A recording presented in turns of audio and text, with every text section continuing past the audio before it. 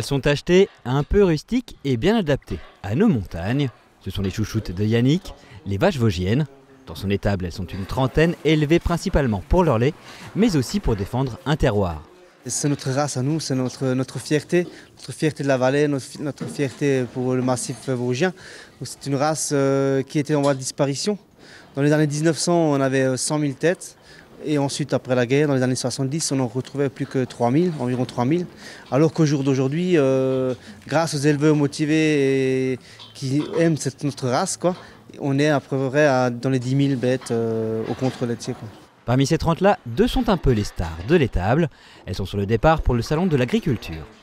Alors ici, il y a Izzy, qui est en 4e lactation, donc dans la 3e catégorie. Et à côté, il y a Nanémone, qui elle est au 1er vélage, donc 1re lactation, qui est dans la 1re catégorie.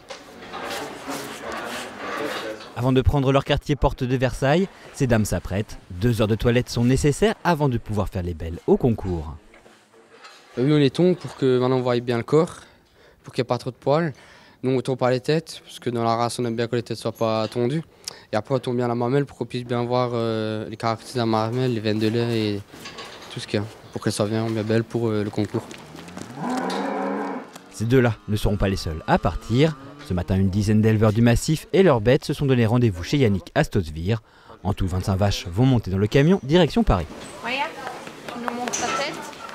Marie vous présente Maya et Pimprenelle, 2 vosgiennes qu'elle a soigneusement choisies pour sa première participation au salon. Il y a l'esthétique, donc vraiment le standard de la race, l'aspect moucheté, il faut que les trayons soient noirs, les yeux aussi noirs, les oreilles, enfin vraiment collé au standard, en plus d'avoir une belle morphologie, Donc on regarde le dos, si le dos est bien large, la profondeur du torse aussi, l'aspect aussi des fesses, il faut des belles fesses bien rebondies, c'est des mannequins, c'est des mannequins. Voilà, c'est ce qu'on regarde essentiellement en allaitant.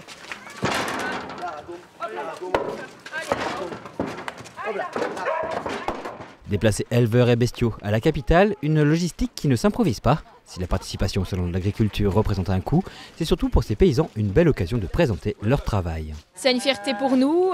Ça nous permet aussi de faire de nouvelles rencontres. On rencontre d'autres éleveurs sur place. On peut un petit peu présenter ce qu'on fait aux Parisiens et aux autres gens qui viennent nous voir. Donc c'est vraiment enrichissant, que ce soit pour nous, pour la famille. Voilà, on a plein de choses à raconter après. Et on peut vraiment promouvoir nos animaux, notre race. Pendant que les éleveurs préparent leurs bêtes, en coulisses, l'Alsace organise son grand retour porte de Versailles. Depuis 2016, plus de colombages ni de cigognes dans les couloirs du salon, l'Alsace se faisait discrète. Chaque année au salon, j'étais toujours obligée, comme tout le public, de chercher où se trouvaient les stands de l'Alsace. Ils étaient très difficiles à trouver parce que très peu visibles, pas lisibles, puisque noyés dans un immense espace du Grand Est. Aujourd'hui, avec le conseil départemental du Bas-Rhin, avec la Chambre d'agriculture d'Alsace et l'agence du tourisme Alsace Destination Tourisme, nous avons à la fois un stand de l'Alsace et puis nous avons habillé les stands des exposants alsaciens dans le hall 3 du Salon de l'agriculture aux couleurs de l'Alsace pour qu'ils soient plus lisibles et plus visibles. Avec ses 633 000 visiteurs en 2019, le Salon de l'agriculture est la plus grande manifestation agricole européenne. Une vitrine incontournable pour les régions qui toutes souhaitent mettre en avant la richesse de leur terroir. Si pour les collectivités le retour sur investissement s'appelle tourisme, qu'en est-il du côté des professionnels de l'agriculture ? Nous remarquons que nos citoyens ne connaissent pas l'agriculture, ne connaissent plus l'agriculture.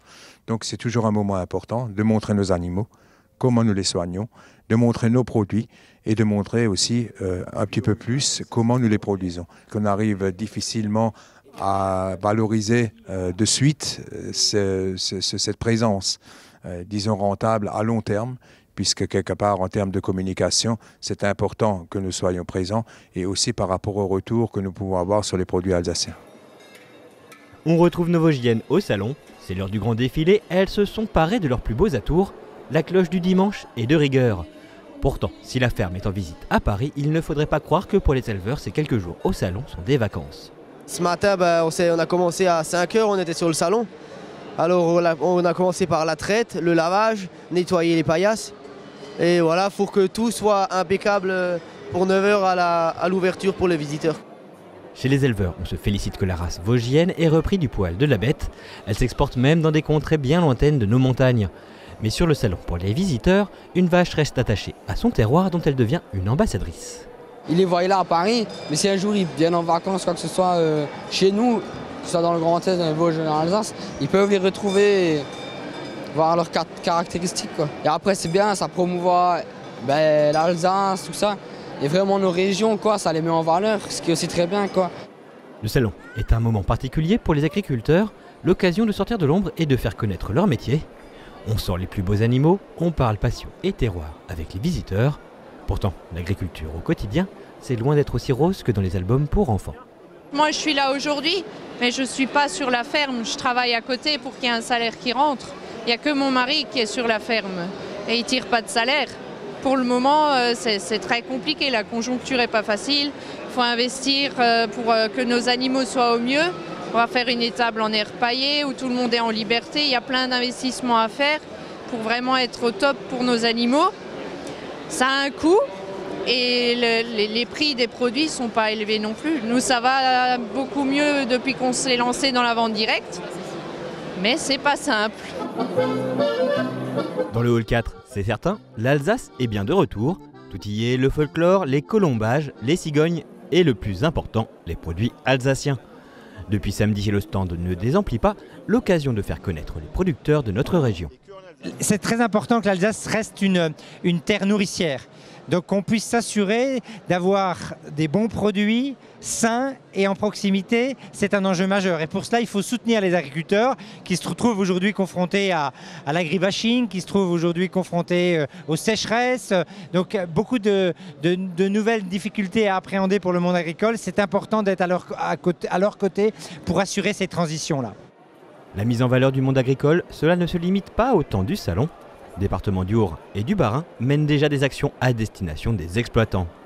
Nous avons déjà des aides et souvent très innovantes dans le domaine agricole. Je pense par exemple au dispositif RSA vendange ou RSA cueillette des asperges, des fraises. Je pense aussi aux filières courtes que nous développons pour les EHPAD, que nous développons dans nos collèges. Et puis les aides que nous apportons aux jeunes agriculteurs qui veulent faire connaître l'agriculture à nos Alsaciens, à nos jeunes collégiens alsaciens.